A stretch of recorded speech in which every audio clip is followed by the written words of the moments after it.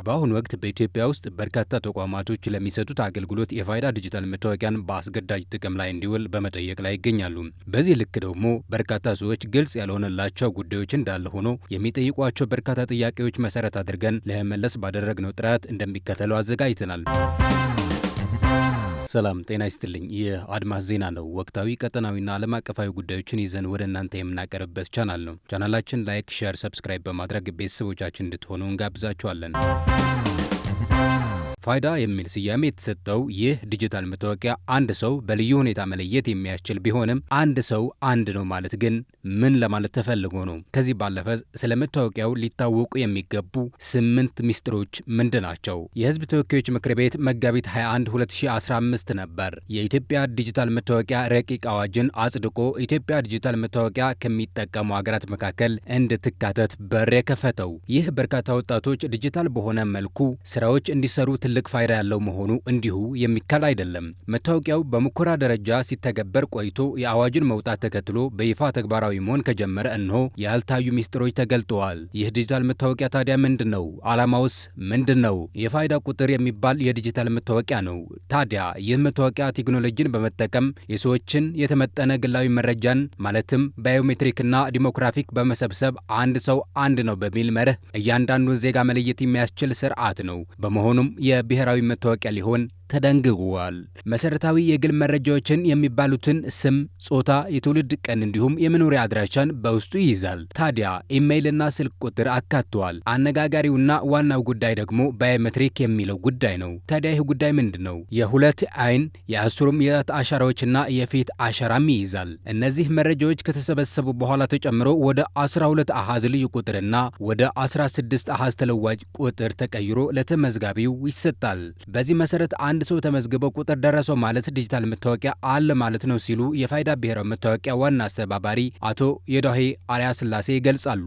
የዚህ ዲጂታል መታወቂያ የማግኘት መብት ማንኛው ዜጋ የማግኘት መብት አለው ይላል መጋቢት 21 2015 ዓ.ም የወጣው አዋጅ። በዲጂታል መታወቂያ ማስረጃ ላይ የሚገለጹ የግል መረጃዎች በፌዴራል የሥራ ቋንቋ ምዝገባ በሚካሄድበት ክልል የሥራ ቋንቋ እንዲሁም በእንግሊዝኛ ይሰፍራል። እንዲሁም ተመዝጋቢው እስከፈለገው ድረስ መረጃዎቹ በመረጠው ቋንቋ ሊሰፍርለት እንደሚችልም ይናገራሉ። ታዲያ ፋይዳ መታወቂያ ማውጣት የሚችሉ እነማን ናቸው? በአዋጁ አንቀጽ 16/1 መሰረት የፋይዳ ዲጂታል መታወቂያ የአንድ ሰው ማንነት ለማረጋገጥ እንደ ሕጋዊና በቂ ማስረጃ ተደርጎ ሊወሰድ የሚገባ እንደሆነ ተደንግገዋል። ፋይዳ መታወቂያ በዕድሜው ሆነ በዜግነትም ገደብ ያልተደረገለት በመሆኑ በየትኛው ዕድሜ የሚገኙ ሕፃናት እንዲሁም በሕጋዊ መንገድ በኢትዮጵያ የሚኖሩ የውጭ አገር ዜጎችን መመዝገብ እንደሚችሉም ይደነግጋል አዋጁ ላይ። በአዲስ አበባ ከሲቪል ምዝገባ ጋር ይህ ስርዓት የተጀመረ መሆኑም መረጃዎች ያመላክታሉ። በትምህርት ቤት መመዝገብ መጀመሩን እንዲሁም ሕፃናትን ጭምር የዚህ ስርዓት ተጠቃሚ ለማድረግ እየተሰራ መሆኑ የተገለጸ ሲሆን ልጆች የልደት ሰርቲፊኬት ሲወስዱ በተመሳሳይ ጊዜ የፋይዳ ቁጥር መውሰድ ያስገድዳል ሲሉ ዋና አስፈጻሚው አቶ የዳሄ ለቢቢሲ ገልጸው ነበር። ታዲያ የሚያስገርመው ከ5 ዓመት በታች ለሆናቸው ሕፃናት ጭምር ወላጅ ምስክር ሆኖ ፋይዳ ቁጥር እንዲወጣላቸው ይደረጋል ብለዋል። ልጆች ከ5 ዓመት በላይ ከሆኑ የባዮሜትሪክ መረጃ አስገዳጅ ስለሚሆን አሻራቸው ሰጥቶ የፋይዳ ቁጥር ማግኘት ይቻላል ብለዋል። ከ18 ዓመት በላይ ሲሆን ደግሞ ራሱን ችሎ እንዲወጣ ይደረጋል። ፋይዳ ከሌሎች መታወቂያዎች በምን ይለያል? ፋይዳ የተባለው አነጋጋሪ መታወቂያ በብሔራዊ መረጃ ወጥነት ያለው እንዲሁም አንድ የሚያደርግ ነው። ይህ ደግሞ በዋነኝነት ከሌሎች መታወቂያዎች የሚለይበት ዋና ጉዳይ ነው። የምዝገባውና የቁጥር አሰጣጥ ወጥ በሆነ መልኩ በአገር አቀፍ ደረጃ ጋር ይገናኛል። ፋይዳ የሚለይበት ሌላኛው መንገድ ደግሞ ካርድ አለመሆኑ ነው። የፋይዳ ቁጥር ያለው ሰው መታወቂያ አለው ማለት እንደሆነ ዋና አስተባባሪው ይገልጻሉ። ይህንን በመጠቀም ከሌሎች ተቋማት ጋር የሚያስተሳስር የመለያ ስርዓት ያለው መሆኑ ነው። ይሁን እንጂ በአንዳንድ ተቋማት ላይ ሁለት መታወቂያዎችን እየተጠየቀ ባለበት ሁኔታ የቀበሌ መታወቂያ ይተካል ወይ የሚል ጥያቄ በብዛት ይጠየቃል። ሁለቱ መታወቂያዎች ታዲያ ሰፊ ልዩነት እንዳላቸው ሲገለጽ ሰንብተዋል። የፋይዳ መታወቂያዎች ከኢትዮጵያውያን በተጨማሪ ስደተኞች ጭምር ኢትዮጵያ ውስጥ እስካሉ ድረስ መውሰድ የሚችሉ መሆኑ ነው። በአሜሪካ የአንድ ግዛት ነዋሪ የነዋሪነት መታወቂያ ወይንም የመንጃ ፈቃድ አለው። ከዚህ በተጨማሪ ሶሻል ሴኩሪቲ ቁጥር ይኖረዋል። ይህም ግድ ነው። ሶሻል ሴኩሪቲ ቁጥር በፌዴራል ደረጃ የሚያገለግል ሲሆን በየግዛቱ ደግሞ የመኖሪያ መታወቂያ ይሰጣል ሲሉ የመንግስት ባለስልጣኑ ያስረዳሉ። ስለሆነም አገልግሎታቸው የተለየ በመሆኑ የቀበሌ መታወቂያ መተካት አለመተካት አጀንዳ መሆን የለበትም ሲሉ ባለስልጣኑ አረጋግጠዋል። አንድን አንድን የቀበሌ አገልግሎት ለማግኘት የቀበሌ መታወቂያ አስገዳጅ የሚሆንበት ጊዜ እንዳለ ይገልጻሉ። በዚህ ወቅት ፋይዳ መታወቂያ አገልግሎት አይሰጥም በማለትም ያክላሉ። ለምሳሌ ውልና ማስረጃ ስኬድ ፋይዳ መለያ ይጠይቃል። ለአንዳንድ አገልግሎቶች ደግሞ ግዴታ የነዋሪነት መታወቂያ ከፋይዳ በተጨማሪ ሊጠየቅ ይችላል። ይሁን እንጂ ይላሉ ባለስልጣኑ ወደፊት ሁለቱም ለማስተሳሰር እየተሰራ መሆኑን ነው። ስራው ሲጠናቀቅ እርስ በርስ ስለሚናበቡ አንዳቸው በተናጠል መጠየቁ ሊቀር ይችላል ማለታቸውም አስገራሚ ሆነዋል። የፋይዳ ስርዓት በኢትዮጵያ አዲስ ነው፣ ብዙዎች ጋር ተደራሽ አልሆነም። ከመሆኑ አንጻርም ሲታሰብ ዜጎች ብዙ ጥያቄ አላቸው። ዋናው ነገር ደግሞ በሄዱበት ሁለቱም ስለሚጠየቁ ለምንድን ነው ሁለት ነገር የሚጠይቁን የሚለው ጉዳይ በስፋት ይስተዋላል። ከዚህም አልፎ አስገዳጅ የሚሆንባቸው ጊዜያትና መስሪያ ቤቶችን መኖራቸውን ነው። ለመሆኑ በኢትዮጵያ ውስጥ ይህ መታወቂያ አለመውሰድ ይቻላልን? ዳሰነዋል። የዲጂታል መታወቂያ አዋጅ ሁሉም ሰው ፋይዳ ማውጣትን አስገዳጅ ባያደርግም አገልግሎት ሰጪ ተቋማት ለሚሰጡት አገልግሎት የፋይዳ መታወቂያ እንዲቀርብ ግን ያስገድዳሉ። እንደ አቶ የዳሄ ገለጻ ከሆነ ፋይዳ በግዴታ ካልያዝክ መኖር አትችልም አይልም። አንዳንድ መሰረታዊ ለሚባሉ አገልግሎቶች ግን መንግስት ለዜጋው ደህንነት፣ ለኢኮኖሚ አሰጣጥ፣ ለዲጂታል ኢኮኖሚ ግንባታ እንዲሁም ለሌሎች ጉዳዮች ዲጂታል መታወቂያ ይጠቅማል ላሏቸው ጉዳዮች አስገዳጅ ማድረግ ግን አዋጁ መብት አለው ይላሉ። ስለዚህ የተለያዩ አገልግሎቶች ከዚህ መታወቂያ ጋር እየተሳሰሩ የሚሄዱ በመሆናቸው እነዚህ አገልግሎቶች ለማግኘት የሚሻ ሰው ለመታወቂያው የተመዘገበ እንዲሁም ቁጥር ያለው መሆን ይኖርበታል ይላሉ። በመሆኑም በቀጥታ የፋይዳ መታወቂያ መያዝ የግድ ነው በሚል አስገዳጅ ሁኔታ ባይኖርም መሰረታዊ አገልግሎቶች ቀስ በቀስ ይህንን መታወቂያ ወደ መጠየቅ እያመሩ በመሆናቸው አስፈላጊነቱ የሚያጠያይቅ ሊሆን ይችላል። እንዲህ ከሆነ ታዲያ መታወቂያው ተጠቃሚነትን ሊታገድ ይችላል ወይ? ለፋይዳ የተመዘገበ ሰው የሚታገድበት ወይም የሚሰረዝበት አሰራር እንደሌለ ይገለጻል። ሊደረግ የሚችለው መቆለፍ ሎክ ማድረግ እንደሆነም አስተባባሪው ይናገራሉ። ይህ ማለት የግለሰቡን የባዮሜትሪክ መረጃ ሳይዘረዘር ተቆልፎበት እንዲቀመጥ ማድረግ ነው። ይህ ሂደት መረጃዎችን የሚያጠፋ አይደለም ይላሉ።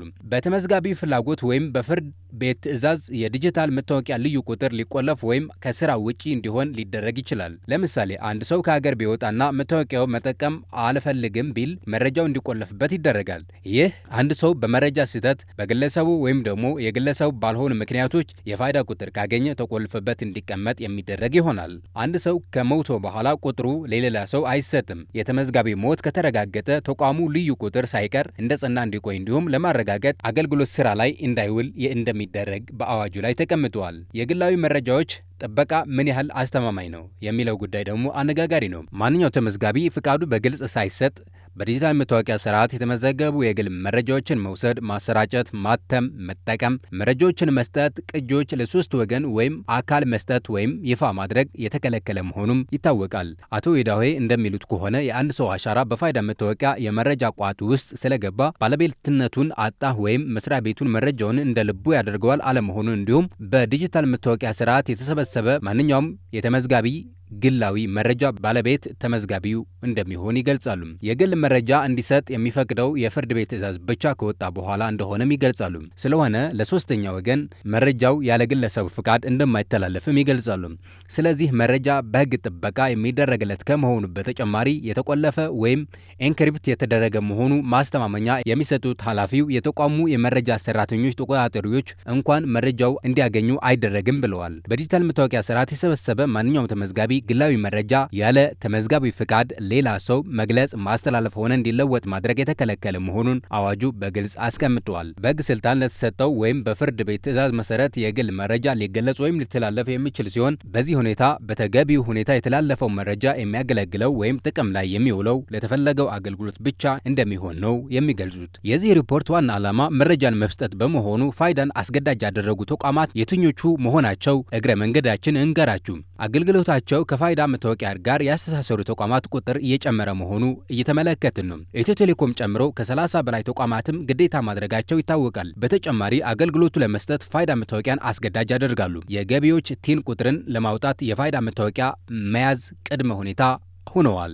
የኢትዮጵያ ብሔራዊ ባንክ በአዲስ አበባ ከተማ የባንክ አካውንት ለመክፈት ፋይዳ የዲጂታል መታወቂያ በግዴታ እንዲቀርብ እያደረገ መሆኑም ሰምተናል። ከ2 ዓመት በኋላ በመላ አገሪቱ የሚገኙ ደንበኞች የትኛውን የባንክ አገልግሎት ለማግኘት የፋይዳ መታወቂያ እንዲይዙ ይገደዳሉ ሲል ብሔራዊ ባንክ ባለፈው ህዳር አስታውቆ ነበር። ታዲያ ከሰኔ 24 2017 ዓ.ም ጀምሮ ይህ አስገዳጅ አሰራር በሀገሪቱ ዋና ዋና ከተሞች ተግባራዊ መሆን ይጀምራል። ከዚህ በሚቀጥለው ዓመት ታህሳስ ወር በመላው ሀገሪቱ የባንክ አካውንት ለመክፈት የፋይዳ ዲጂታል መታወቂያ መያዝ እንደ ግዴታም እንደ አስፈላጊነትም ይቆጠራል። በመዲናዋ አዲስ አበባ አስተዳደር ስር የሚገኙ በርካታ አገልግሎት የፋይዳ ዲጂታል መታወቂያ በአስገዳጅነት እንደ ቅድመ ሁኔታ እያስቀመጡ ይገኛሉ። በርካታ የፋይናንስና ቴሌኮም ተቋማት አገልግሎቶች፣ የተለያዩ የመንግስት አገልግሎቶች፣ ሰነድ የማስመዝገብ እንዲሁም ማረጋገጥ እንዲሁም ማጓጓዣ ማህበራዊ አገልግሎቶችን በፋይዳ መታወቂያ እንዲጠቀሙ ብቻ ሳይሆን ማስገደዱ ቀጥሎበታል።